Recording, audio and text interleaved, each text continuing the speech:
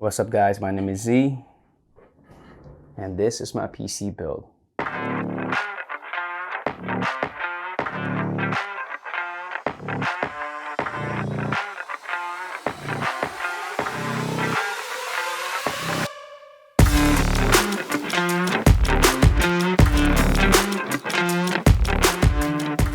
What's up guys, my name is Z again. I'm a content creator out of New York City. Sure, I mentioned that before that banger intro that I worked so long on. But that being said, I want to introduce myself with a little story. 2 years back, or essentially 3 since it's 2023. Happy 2023 guys, this year is going to be great. I remember in 2023, thinking back onto 2020, this is when I picked up my first mirrorless camera, which I'm holding right here, and I still have until this day, my first Sony Alpha camera. And all I can think of is when the first time I picked up that camera, I took 1 photo, 2 photos, 100, thousands of photos ever since. And photography became a part of me. Videography became a part of me. And this is something that became a passion of mine. And this is something I started doing on top of my original full-time work, school work. This is something I do partially for a living right now as well. And my love for photography and content creation grows every single day. So I needed a bat cave, a place where I could come back and plug all these little micro SDs or SD cards you have in our camera, plug it into that nice beautiful monitor and go ahead and start editing. So this is my bat cave. This is something for content creators or content creator friendly. And I wanted to use this time and YouTube to show all my other photographers out there that you can go ahead and build a banger PC setup for yourself, right? Like such as this self right behind me. We can go ahead and get started, and I'm going to show you all the little knickknacks I have in my desk so we can all have fun together. Let's get to it. So guys, let's get started. Talk about some of the most important things on my desk, right? Content creators, what's the first thing that you look for whenever you do get started? Obviously monitor, right? So I remember one of those things where I watched thousands of hours on YouTube or Google search and everything under the sun you can think of, where I'm trying to find the perfect color accurate monitor, because I do use my beloved A7S III to record all my videos, and it's highly compressed 10-bit files, and you put all this effort to expose it perfectly and you go do everything, and then you go to edit. You get a monitor, you get an orange hue or a green hue. It can be extremely frustrating, which is why I spent a lot of time deciding what exactly I was going to use when it came down to my actual monitor of choice. So the monitor of choice I'm going to show you guys right here is the actual Asus, well, I'm going to read the actual name because nobody remembers these. ProArt Display PA329CV. I don't know why they do this, but this name I'll never remember, but I did get a little pamphlet with color accuracy and color calibration from the factory from this, for this actual monitor, and monitor choice and calibration is something I'm going to speak about in my following videos, so stay tuned. But let's continue, right? So I went ahead and chose this Asus monitor. One of the biggest things is that when you go ahead and color grade a video, right? And then you go ahead and watch it on your iPhone, and you go ahead and watch it on somebody else's Android. One of the biggest things is that you don't want to come across a situation where you get a banger colorful video and then somebody goes and watches it and then you just have a tint on it that never showed up on your monitor, which is why I went ahead and got this Asus monitor, which is 4K. It shows 10-bit color, true 10-bit, not the usual 8 bliss plus whatever. No, it's a true 10-bit color. And on top of that, it has a delta value of less than 2. What all that means is something I'm gonna discuss later on, right? But one thing I can't stress it enough is that this thing, every single time I did record something, and you guys will see when I do put out this video out there, that the color accuracy comes out so beautifully in this monitor. The one above this is an Asus Strix monitor. I don't remember what the model number is. When I do find it, I will go ahead and post a link at the bottom under the video. But this thing is a 170 Hertz monitor. When I first started, my whole purpose of this build was mostly gaming. So what does somebody do when it comes to gaming? You're gonna get a monitor with a high refresh rate. Most of us know that, right? So this 170 Hertz refresh rate monitor is what I use sometimes to play Modern Warfare and maybe some Forza, and the games came out looking beautiful with, of course, the help of my RTX 3070 back there, right? So I invested in this monitor at first, and there's an ultra-wide monitor, which you're gonna see in some of my clips, because in the beginning of the video, I did not have this color accurate Pro monitor. I had just a regular IPS panel monitor, and I'm gonna switch back and forth showing the difference between this and the ultra-wide, right? Definitely a huge investment. I will link it down below if I can find the link online, and I will go ahead and show you. And you guys can look for yourself, and of course, I'm gonna discuss in depth about monitor choices and everything for the videos down the line. So let's get moving to other things on the desk. So the next thing I want to jump onto is another big thing. Obviously, a lot of times when we record and we go do a lot of things, one of the biggest things we want to do is do voiceovers. This thing right here is one of my Elgato mics. It's Elgato Wave 3. I had this thing for about, I would say, almost since the time I had, like about 2 years. And I can't tell you now, sometimes when you're gaming, sometimes when you're actually talking to people over Skype, Zoom, or whatever you want to call it, this thing came really handy, right? I threw it on a little boom arm, mic arm, you want to call it, right? It's also from Elgato, and this thing is perfectly balanced. Look, if I do go ahead and raise it up, and I want to just use it, it will stay there, because this Elgato mic arm was made specifically for this actual mic. One thing I'll say is the way it's shaped, the seamlessness of it, the little filter, the shock mount I found over here. There's a little filter that I also found from the Amazon. Everything about it, the way it's built, the way it's balanced, the way the whole thing is just put together. Best thing yet is that you just literally connect it via USB-C, and you just connect it to the actual computer, and it prompts you to download the Elgato software, and from there everything is seamless. It's like almost impossible to go ahead and make a mistake on this product. You just plug and play. Next thing on the list, obviously you're doing voiceovers and you do all the cool stuff when it comes to your mic. What I use is this Corsair mic, and the model and description and everything will be pointed out below. One thing I'll tell you is about this actual mic is, about this actual headset is that, first of all, look at the way it looks, right? This whole titanium look is something I'm a sucker for, right? Titanium looks like, even if you see my rings, I use classic colors. Anything that looks kind of like a silver gray, space gray type of vibe, I go for it. I mean, obviously, I know you guys might say, all right, you're supposed to choose a headset based on, you know, the quality, but aside from all that, the first thing I looked at was the aesthetics. I mean, I love the way it looked. It's very comfortable. A lot of times I do throw it on, and it's wireless. I mean, how much can you complain, right? You throw it on, it has like internal leather. You don't sweat or none of that stuff, and it just sits nicely on my desk. And I connect it via one of those USB dongles. Throw it on my PC, and I don't have to worry about much. Next thing on the table is obviously, I'm going to talk about briefly, it's going to be my mouse and my actual keyboard of choice.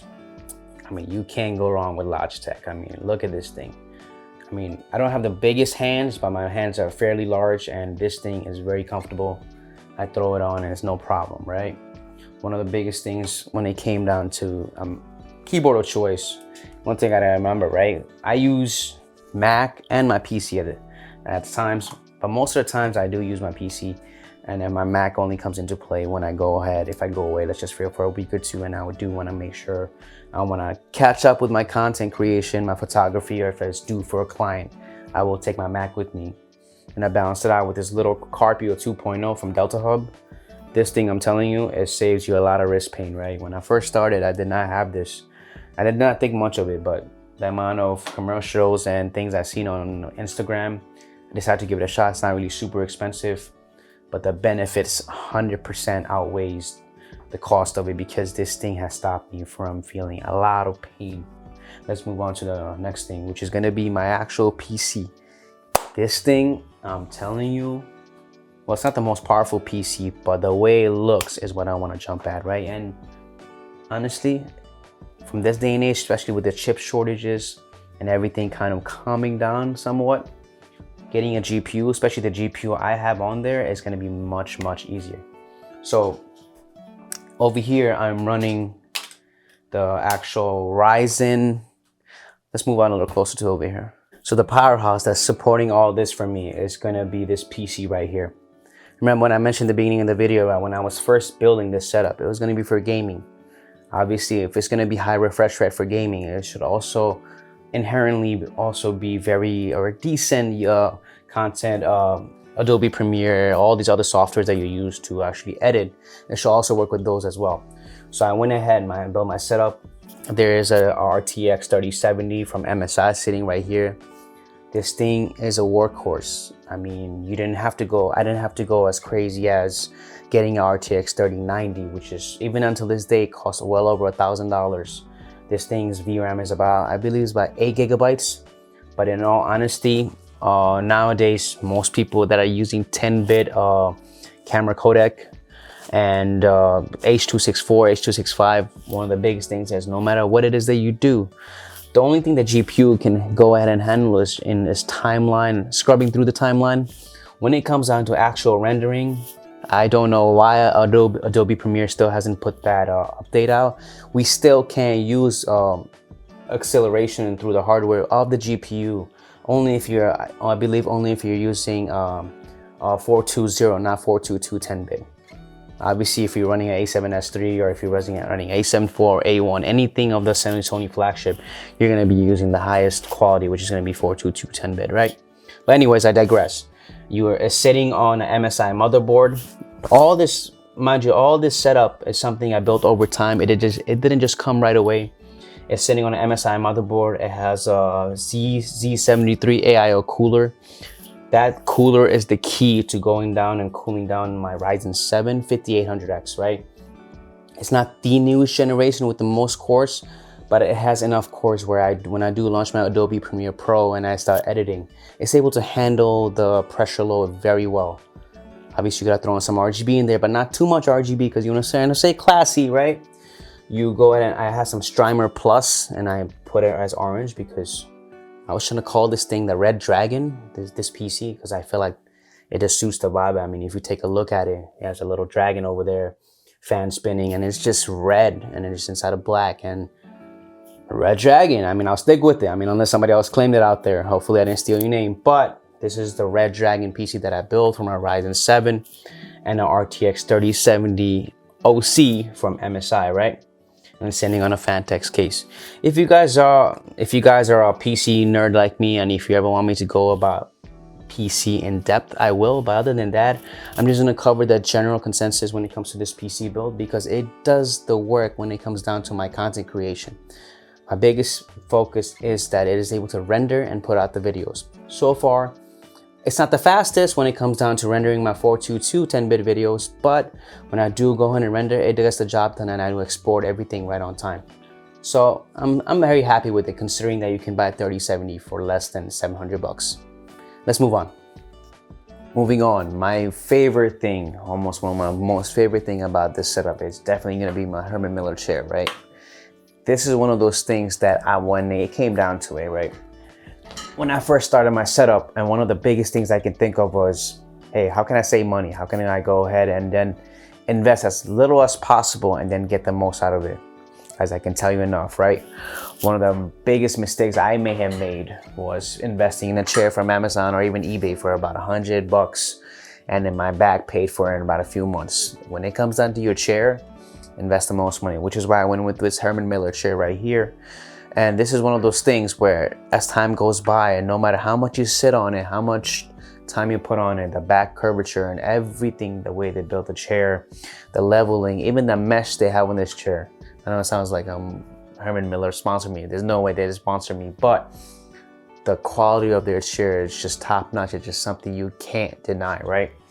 So they have ways to adjust the handles. They have ways to go ahead and adjust the back, how back you can recline back. It's actually a really good chair. Well, I didn't go ahead and I have tried the Embody. It's like a $1,400 chair. It's a Logitech version. Super nice looking chair. It just wasn't for my body type, which is why I didn't invest on it. This is something I highly recommend because even if you go on Facebook Marketplace or anywhere, you can find this chair for less than 500 bucks. And I can tell you, for less than 500 bucks, this chair is the best investment I have made. I sit on it repeatedly over the years and I had no issue. I'm going to continuously use it. Maybe in the future I might get a little headrest for it, but I will not choose any other chair when it comes to this. Let's move on.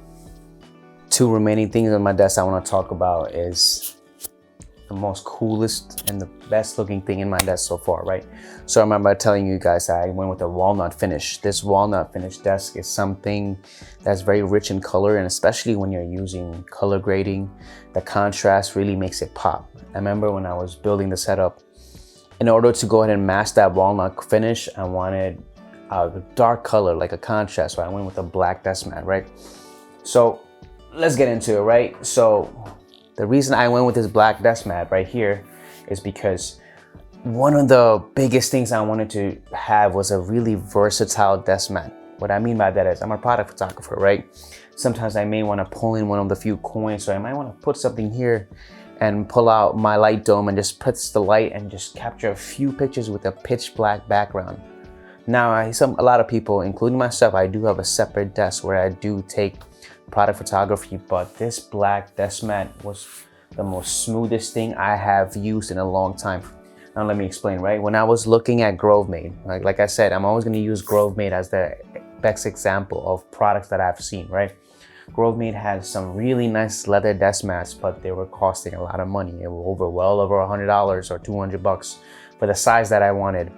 So what I did was something I found online, and a lot of people recommended to me that I go ahead and use Etsy, right? When I went on Etsy, I found a desk mat with a little pen holder on the side.